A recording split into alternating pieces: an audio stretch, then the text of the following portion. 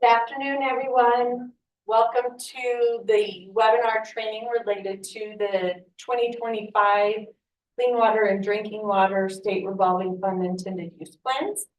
I am Beth Blackwell. I'm the Grants and Loans Manager for the Office of State Lands and Investments.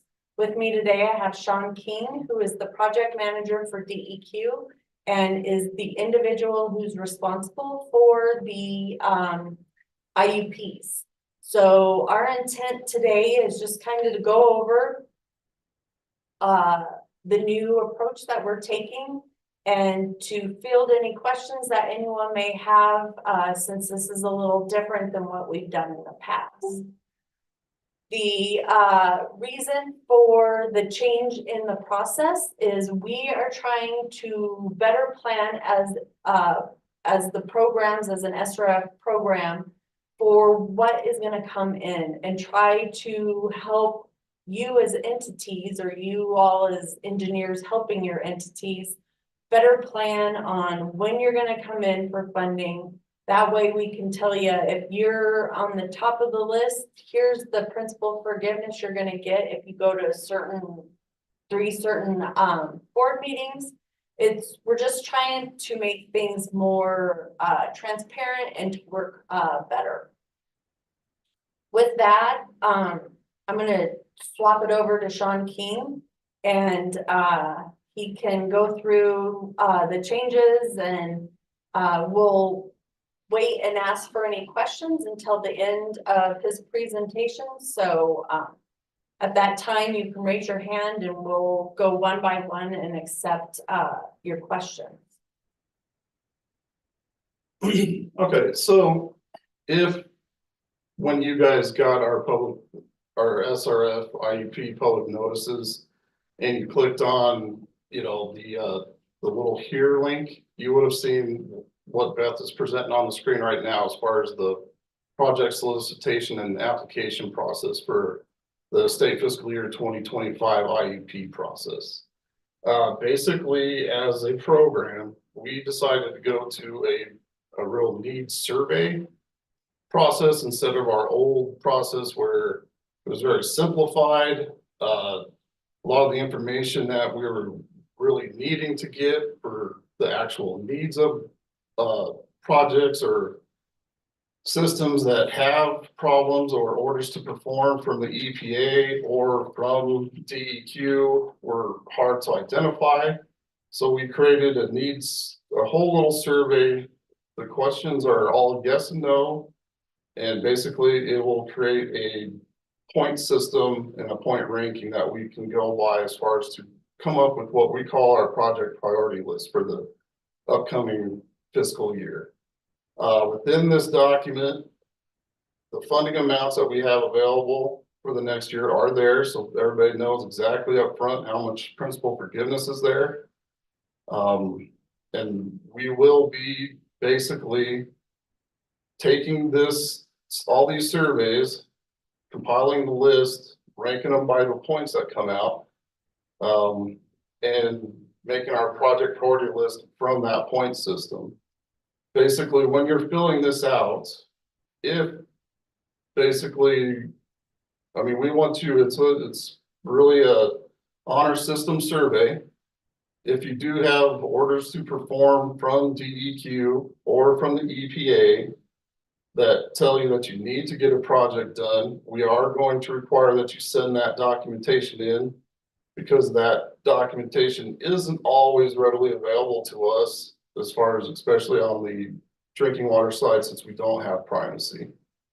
We can see different items within the EPA, but we don't always see those orders to perform that get sent out to the municipalities or to the special districts and their water systems. So there are certain items within this survey that you're asked to send in documentation. Basically, that documentation, after you submit your needs survey, can be emailed to me. And if you don't know my email address, basically, if you go to the DEQ website in the SRF section, it's all over that website. Basically, like Beth was saying, the reason why we are going to this process is we figure with more money, there becomes more oversight from the Fed, so it'll help us better plan and basically for our funding for the next year. And we also believe that from this project priority list, when you see it in the IUP, when we put it out for public notice, it's going to have spelled out the applicant, the project, the amount of principal forgiveness that we're going to be offering, and the expected interest rate for that project. So basically, anybody who is ready to go and apply for SRF funding in state fiscal year 2025 will actually know exactly what they're applying for, what they're getting, and be able to plan their financials that way. Instead of the old system where it was completely first come, first serve, where, you know, if we have certain communities or systems that really know the SRF system, have used it, they do, you know, cycles, they could get applications in, and sometimes some of the smaller ones that were a little slower, if they didn't get a principal forgiveness package that they were comfortable with and didn't want the lower interest rate, they would just pull the application, and in a lot of cases, we've never seen them again. So how those projects are getting done, we don't know, but we'd rather be able to help all the projects that are in true need. And that's what this is, a need survey. And it really is focused on doing that. And in order to do this, we figured we came up with 3 different SLID board meetings that will accept applications from this priority list. And that's the October 2024, the December 2024, and February 25 SLID board meetings. The schedule is listed in that little write-up that you guys would have clicked onto. The reason for these meetings is couple-fold. Experience-wise, these are usually the application cycles that people go to try and get a project going in the next summer construction season. Number 2, we are also making everybody do an SRF pre-application meeting now. Instead of just deadlines here, we never know what applications are coming in. I'd have to say throughout the changes that we make through the program, not all people go and get all the updated information from the websites. These pre-application meetings are going to be set up. We're going to require people to set those up at least 60 days prior to the given application due date they want to get to. These pre-application meetings are going to be used to go through our new application, basically the whole SRF program, federal requirements within the program, and then be able to answer any questions that the municipality might have about the SRF program, especially for ones that have not used it ever before. Because believe it or not, there's quite a few systems out there that have never used the SRF program. Basically, within that pre-meeting, we will present to you, and I imagine that once we have it set up, we have some contact information, we'll be sending out the 2 different parts of the application to you so you can get familiar with them before the meeting. Instead of just having the Excel spreadsheet application that we've always had that you download off of the OSLI website, there are basically going to be 2 parts to the application now. The first part is what we are calling our facilities plan. It's more of a write-up of the project. Basically, within the facilities plan, what we're going to be asking people to do is give us a more detailed description of the projects that you will be applying for. Historically, we've gotten a lot of applications where it's like we're going to replace water pipe or sewer pipe. That's about it. We have to dig out from the people applying how many linear feet and anything else. We basically are approaching this with the facilities plan that we want more detailed descriptions of the project, discussions about how this project is going to solve the problem that the applicant is faced with, discussion on how the applicant understands how this project is going to affect their operation and maintenance budgets in the oncoming years once the project is done. not just based off of the loan payment that is going to be there every year, but how's it gonna affect their operations and maintenance every year? What type of increases to rates might have to happen just because we're doing this project and we got new O&M every year? We're gonna require that there's an itemized cost estimate for every application. And then within the facilities plan, there'll be the normal capacity development, fiscal sustainability plans, cost and effectiveness, our public meeting notice and all the minutes and everything will be part of this facilities plan that's written up.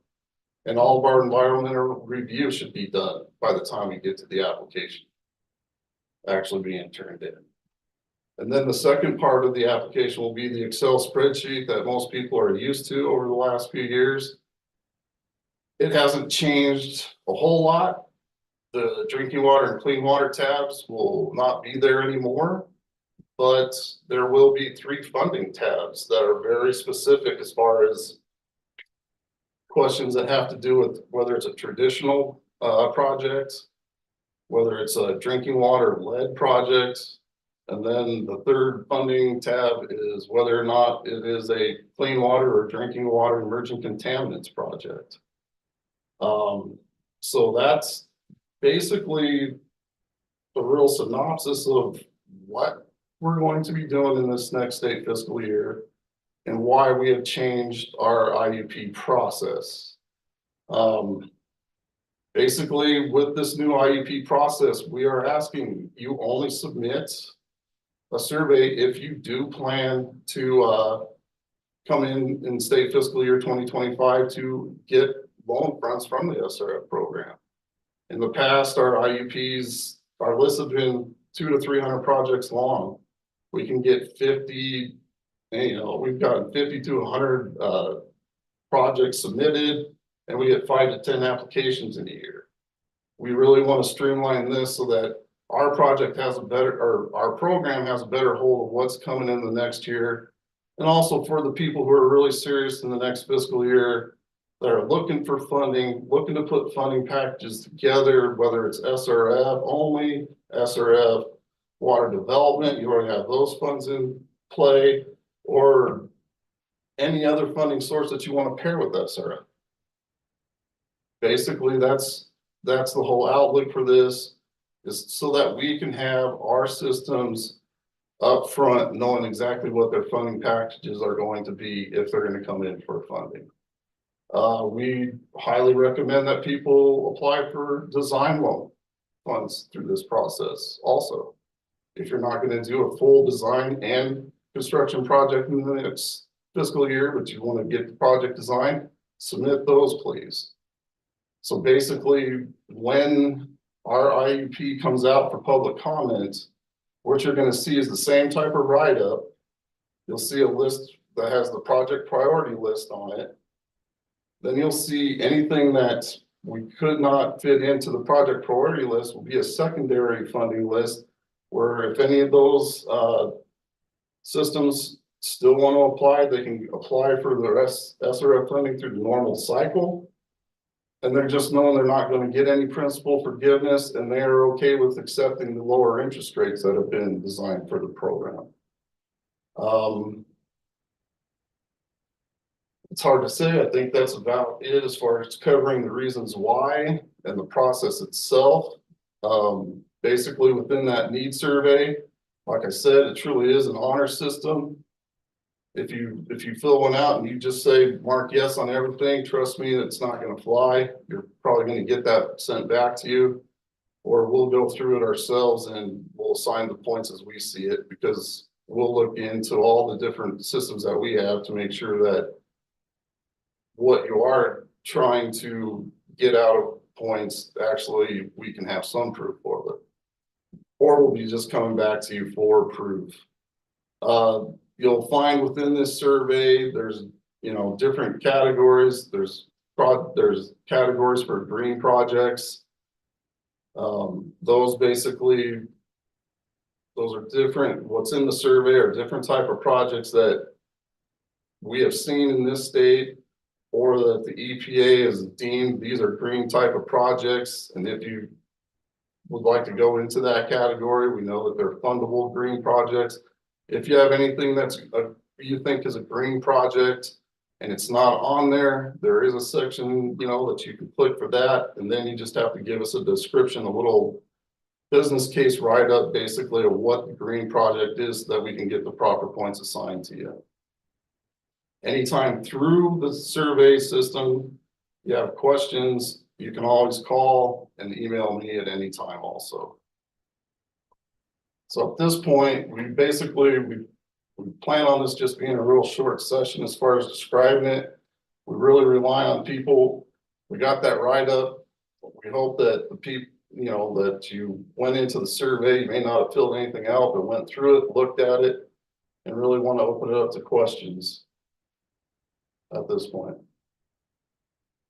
So if anyone has any questions, if you'd raise your hand, we'll call on you individually. All right. Brooks, you changed your mind quickly. Right. Brooks Webb. There we go. Hi, can you hear me? Yes, sir, we can. Perfect. 2 questions. So the needs survey is just for fiscal year 25 projects, correct? Is that what I heard? Correct. Okay. So if you have a project and you are planning to come in for state fiscal year 2025 to apply for a loan, you will want to fill one out. Okay. And then if we're planning on application due date on June 5th for the October meeting, did I understand correctly that there's going to be a new application? The current application is not the correct one? Correct. Okay. And do you have a timeline on when that will be available? We should be putting it on our website this week. And so if you go where you always went to get the application on our website, we'll just update that link and it should be there for you. Perfect. Thank you both. Because there should be the Excel, we'll have the Excel spreadsheet application. And then as far as that facilities plan that I talked about and ran through, there's a multi-page guidance thing as far as what we want out of that. And that should be posted also that you can download and guide you right through as far as what we want through that system. Great. Thank you. All right, let's see who else we have. Gary Steele. Yeah, can you hear me? Yes, sir, we can. So the pre-application meeting and the deadlines for it, is that just a meeting between the applicant, the engineer, and you? Or is there a structured meeting that you're going to have on those dates? No, that's going to be just between the applicant, the consulting engineer, and the SRF program. We just basically have to have that meeting done prior to the date that you show on the Correct. Okay. So like on a normal SRF application date, if we get an application in and we haven't had a pre-meeting for you, that the application will probably be kicked down to the next available application due date, and we will schedule the pre-meeting for the community. Okay. Thank you. I'm trying to answer Ray's question that he put in the chat.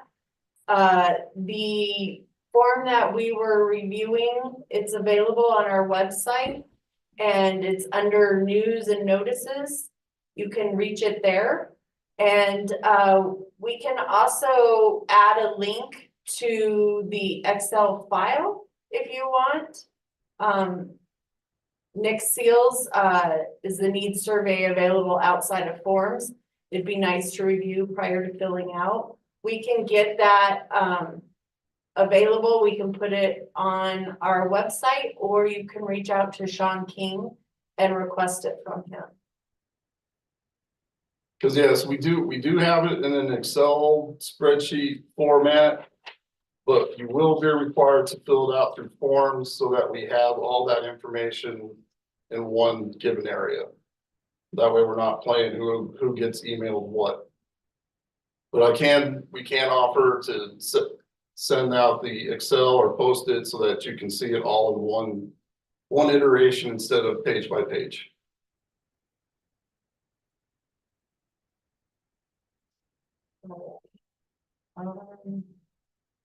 I have an application drafted that I'm submitting on February 2nd for the June meeting. Will I have to redo the application using the new form? That would be, at this point, would be a no, but I mean, if you want to get part of the principal forgiveness that's going to be available through those, through what's on that sheet, then you will probably want to wait until the next cycle. But if you got a community that's ready to submit and you want to get it okayed at the June meeting, just go ahead and use the normal application that's out there. This basically new IUP process, because what we are doing is that we're soliciting projects for the state fiscal year 2025 IUP. This will be basically this is the notice that state fiscal year 2025 SRF program's changing as far as how it's developing the IEP, and we're changing the application process. But otherwise, we will still go under the old application to end this state fiscal year.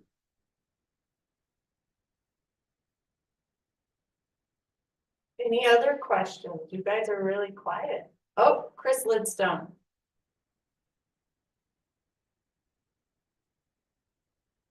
Gonna have to unmute yourself, Chris. Okay. All right. Sorry about that, Beth.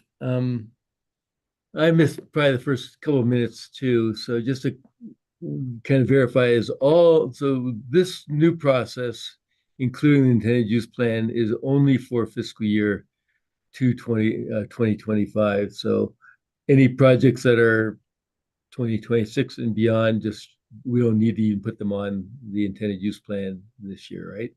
Correct. And so, you've got a pre-application deadline of April 5th for the October meeting. Is that deadline that we should have the meeting before April 5th? Or is that just to set up the meeting before April 5th? Basically, April 5th, if you put that up, I didn't bring a copy for myself. April 5th, I believe how we have that. That would be the last day for that pre-meeting. Okay, so we can have the meetings in February or March. Okay. Yeah. If you guys, I mean, at that point, so this IUP process is going to be open through March 4th. I highly recommend that people get their needs surveys done as soon as possible, because if you all wait until March 4th to submit it, all you're going to do is slow down the process for us to get this out and to get it out to public comment. So if you guys want it to last forever to get it out to public comment and get the IUPs okayed, wait till the very last day. If you want to see how this new process is going to play out, I highly encourage you to get your needs surveys for your communities done as soon as possible. Right. But yeah, I mean, by that April date, we should have this out to public comment. So we should have a project priority list out there. And if your community is like, all right, I'm good with that funding package that they're offering, and they would like to schedule that pre-meeting so that they can hit that first application date, we'll start scheduling those up. Okay. Also, I guess that's something I forgot to go. During the public comment period, March 4th is the deadline. In years past, basically our public comment period has always been people that have not submitted anything by the deadline, sending us emails asking us to add projects. That won't happen this year. Basically, March 4th, if you don't have your needs survey in, your project's gonna have to wait till the next year. Just because of the process that this is going to be, I will be working through all these surveys as they come in, getting the point systems done. And I'm hoping that sometime after March 4th, within a few days, I'll be able to do a good sort on my Excel spreadsheet that I'll be putting together. And then we'll start allocating funds. Hopefully we're anticipating that. So everybody, we've traditionally given 75, 50, and 25. But if you've come in the last few years when we don't have, that available, we've always come through an allocation process that still goes by that same amount, so that the people that qualify for 75% will still get the greatest share of what is available. We're hoping that we have that problem, because the state of Wyoming historically has been one of the most generous states with its principal forgiveness. A lot of states, you're lucky if you get much more than 30% principal forgiveness on any type of project, any size community.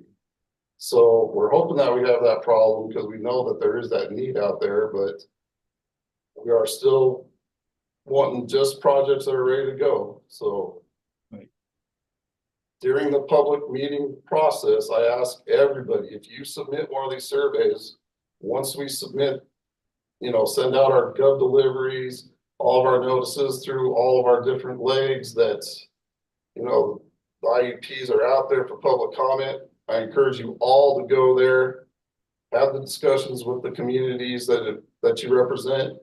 See if you're okay with that funding package, because if you're not okay with that funding package and you would like to try and do something different, we would like to see this money definitely go out. So that also brings up a different point, that October 9th of 2024 is the last deadline for the 3 meetings, and basically any community that was on the project priority list and basically has notified us that, they were good with that funding package. If they do not come in for one of those 3 meetings, we will take all that principal forgiveness that was allocated and put it into a pot and put a listing on the OSLI website, and probably put a notice out to let all the communities on the secondary list know that this amount of principal forgiveness is available. If you'd like to submit an application, will be first come, first serve at that point. Is that all your questions, Chris? Yeah, I think so. I was mainly just concerned with, we probably have a fiscal year 2025 project. And so it just sounds like the key question would be can we get it ready by the June meeting or August meeting? But I really just want to make sure we had our internal meeting with you folks lined up at the right time. So I think I'm figured the last SLIB board meeting is that February of 2025 meeting, which is that last application October. So we're hoping that we give everybody enough time that they'd have everything together. And Chris, like if you have, we're anonymous, I'd stated too, if the community, if it's not already to where you're going to maybe get into construction during state fiscal year 2025, and they're comfortable with just going for design only loan, submit the need survey for design only on the project. Right. No, thanks, Sean. I should handle it for right now anyhow. So. So we got Brett Yoder, I believe, is next. Yeah, I had some questions about the types of projects that could be funded. I know historically could really only be used for reservoirs owned by a public water system. Is that still the same? Basically, yeah, it's nothing to do with reservoirs. The drinking water state revolving loan program can fund all kinds of different projects having to do with the public water system. As far as infrastructure within a public water system, the Clean Water SRF program, I mean, basically you have to look at it as the Clean Water SRF program was born out of the Clean Water Act. If there's anything, any type of project that helps the initiatives affording the Clean Water Act, they traditionally are usually fundable through the Clean Water SRF program. And then the Drinking Water SRF program was born out of the Safe Drinking Water Act. And basically, if any projects that will help a public water system meet the Safe Drinking Water Act can be funded through the Drinking Water State Revolving Fund program. Basically, if you need more explanation, you can always get a hold of me and I can send you an eligibility catalog for both the drinking water and clean water programs.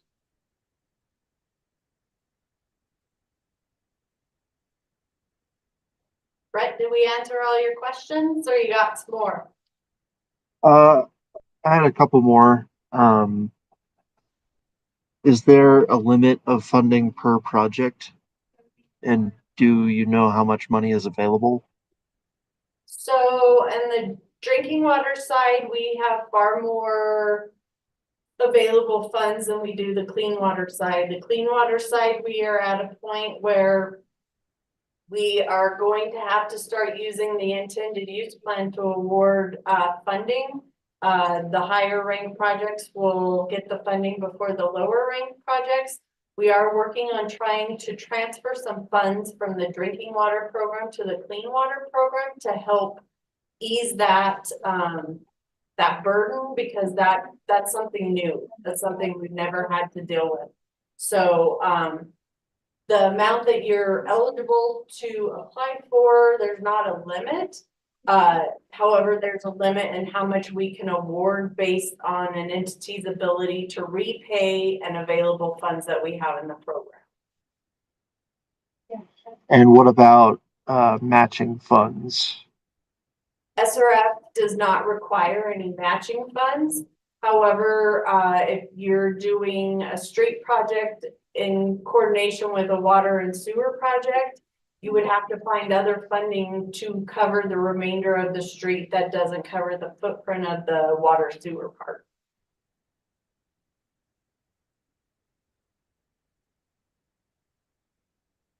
And one last question.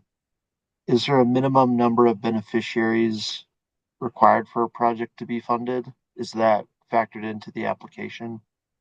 Well, it has to be a public water system. We cannot do any private water systems, and I believe a public water system has to be serving what, 25 or more? Basically, a public water system is 15 connections or 60 people or more.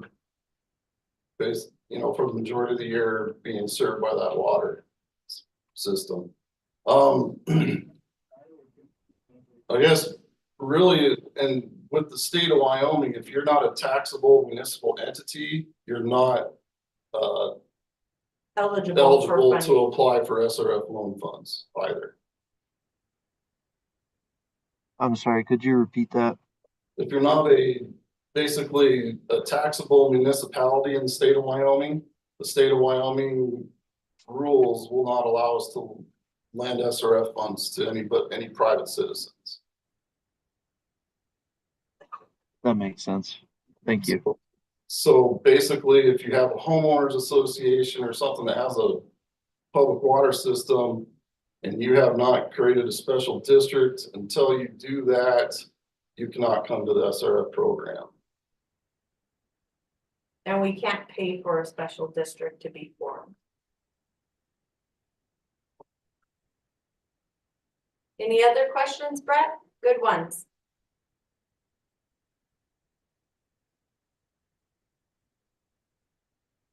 I think that's it from me. Thank you. You're welcome. Clifford? Boonmore? Yep, I'm with YDOT, and we may be late to the ball game with our 1,000-some individual sites. When do we have to have the lead pipes removed? So essentially, the lead service line money that we have available currently is to address just the service line from the curb stop to the house. However, and Sean will have to correct me if I'm wrong, however, EPA has recently issued a new rule or guidance that is going to require all lead within a water system to be removed within the next 10 years. Okay. That's good to know. Yeah. Mainly because it doesn't look like we get to apply for any loans or anything, mainly because the state doesn't loan its money to itself, you know, that type of thing. But we can put it in our budgets to take care of it from the curb stop to our buildings in communities. But I'm thinking more of our rural rest areas that might be an individual system itself. And we may have installed those with lead pipes 20 some years, 50 years ago. And Clifford, it may be something that maybe we should speak offline and kind of have a group meeting and talk about. Because there may be a way that we could help fund some of that, in the sense that we make loans to DEQ for some of their projects. So I would suggest offline reaching out to me, and we can get something set up and maybe have a conversation about how, if possible, how can we use these SRF funds to get you some funding possibly. Okay, we'll do that. Right now I've just got our facility coordinators looking at trying to take their internal inventory to know how many buildings we have with lead pipes. So to get on the first step of the ladder before we get trying to run off with some other stuff. So thank you very much. Absolutely. Kelly, you asked, once a project is started, is there a time limit to be substantially complete for the new IUP process projects, not lead and copper related? So with our funding, when we receive our funds from the EPA, they will let us know that the allotments are available. They send out an email and say, okay, you can start applying for your funds. We have 2 years to apply for those funds from that date. Then, once we apply for the funds, we have 1 year to get those funds under obligation from the time that they are awarded. We then have 7 years to spend the funds that are tied to that CAP grant. I hope that answers your question. But generally, Kelly, we work with our entities to try to get the money spent as expeditiously as we possibly can, because that's a requirement of us out of our CAP grants. I was gonna say, also, you might be referring to, we have an 18-month rule in our loan documents that if you don't get your project started within 18 months of the closing of a loan, that you could lose your principal forgiveness. Those are still in the rules, they're still in the loan documents, but if you are familiar with the program in the past, we know that a lot of our small communities have problems getting their projects. You know, the best laid plans are exactly that, they're plans. A lot of our small communities go out to bid for 2, 3 different construction cycles, and it takes them 3 years to get somebody to bid on their project. We will hold the principal forgiveness for those type of projects as long as you keep in communication with us. We just have to have updates as far as we went out for bid, we got no bids, we're going to try it again in such and such date, and then we're fine. Yeah. But and we've also had a lot of communities that you need to get easements, and you have some landowners that make it very difficult and want to see some type of payday out of it. And that can make a project not go. As long as you have reasonable conditions that are holding up the project and you keep us informed, we hold your principal forgiveness for you. And we'll continue to do that because we want to see these projects done. And especially even with this system, we do not want people coming in very early, getting principal forgiveness, and then really not having the intentions to go ahead with the project until 2029. If we think that's happening, then we'll do away with the loan and open up that principal forgiveness for other people. Travis, you asked, if an irrigation is considered a special district, are they eligible? That you assess your users and but you are tax exempt. So this is kind of a double-edged sword. This is a yes, no question.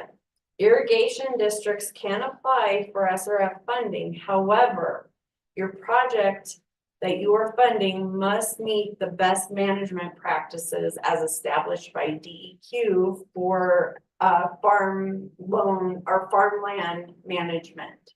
So if you want to reline a canal or something, that's something that potentially could be eligible. So with irrigation, we gotta sit down and talk specifics as to what you're thinking of doing. And then we have to review whether it meets the best management practices. And then we can go forward from there. John, you have anything to add to that? No, that sums it up really well, because they definitely are. But if it doesn't meet the best management practices, and basically with DEQ, the section that it falls under, we'll meet with them to find out, we'll get a description of the project. We'll meet with them to see if they think that it meets their best management practices.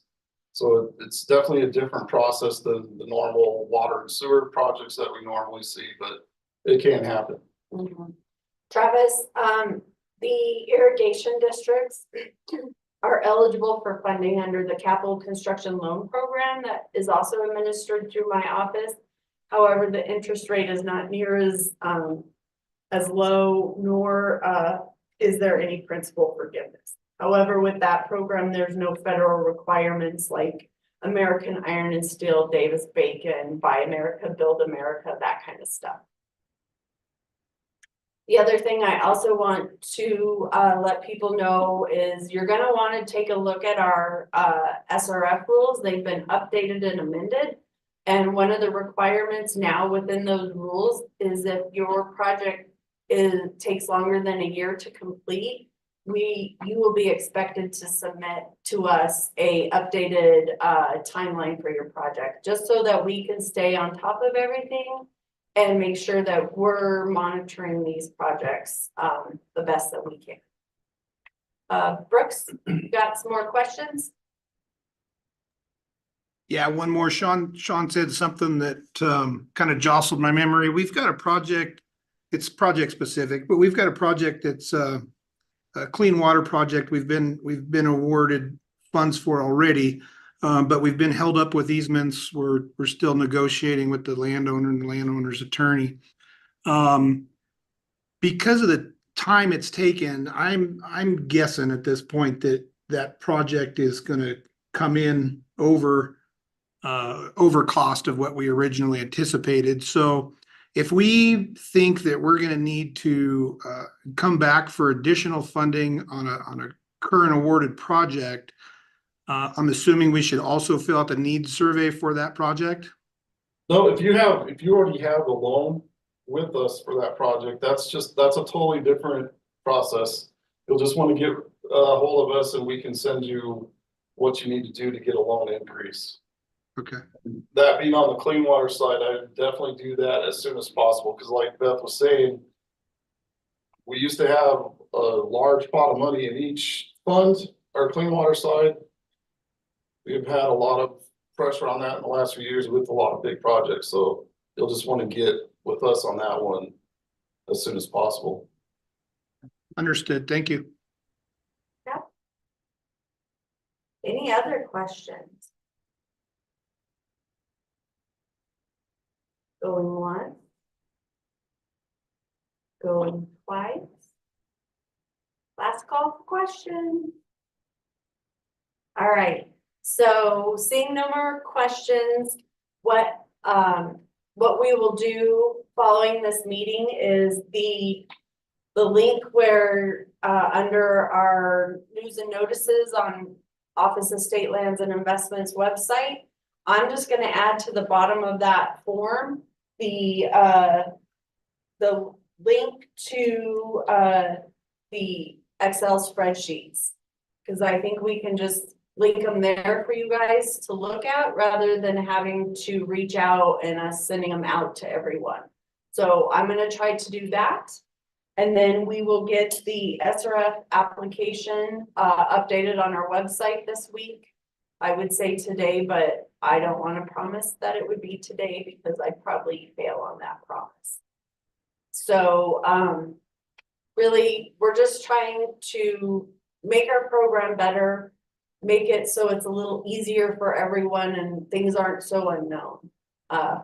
We just appreciate your patience as we go through this process of changing our procedures and just so everyone is aware, we are scheduling interviews to hopefully replace Rebecca Webb, and we'll be back up and running at full staff speed here shortly. But I appreciate everyone's patience with my office as we've been short-staffed and it's taken us a little longer to get through things.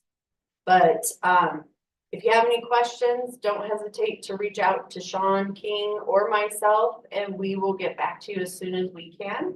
And remember, get your projects on the IUP list soon, and don't wait till March 4th, because then everything takes a little longer. But don't hesitate, we're here to help, and even if we are from the government, we are here to help.